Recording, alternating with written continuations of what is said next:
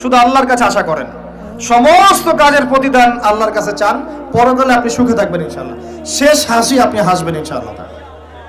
এছাড়া আমি কোনো সলিউশন দেখি না ভাই, আমি কলিজা থেকে কথাগুলো বললাম আপনাকে। আর যে কথা কলিজা থেকে বের হয় সেই কথা আপনার কলিজার মধ্যে আঘাত করবে ইনশাআল্লাহ।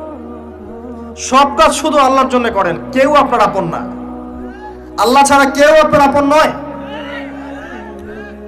আপনি ভুল করবেন যদি আপনি অন্য কাউকে আপন মনে করেন, আপনার পলিটিক্যাল লিডার, আপনার প্রশাসনের স্যার, আপনার পরিবারের স্ত্রী, আপনার সন্তান, হাবি হাবি যা যা আছে, যদি মনে করেন আমার আপনজন, আপনি ভুল করবেন। সবাই সবার স্বার্থ চেনে, সবাই সবার স্বার্থ চেনে, শুধু আল্লাহ আপনাকে নিঃস্বার্থভাবে ভালোবাসেন, আল্লাহ পাক স্বার্থ চান না। সারাটা জীবন পাপ করে থাকলেও একটা বার দাঁড়িয়ে খালি বলেন আল্লাহ আস্তাগফিরুল্লাহ ওয়া আতুবু ইলাইহি, মন থেকে বলেন আল্লাহ আমি ভুল করেছি, আল্লাহ আমাকে মাফ করে দাও।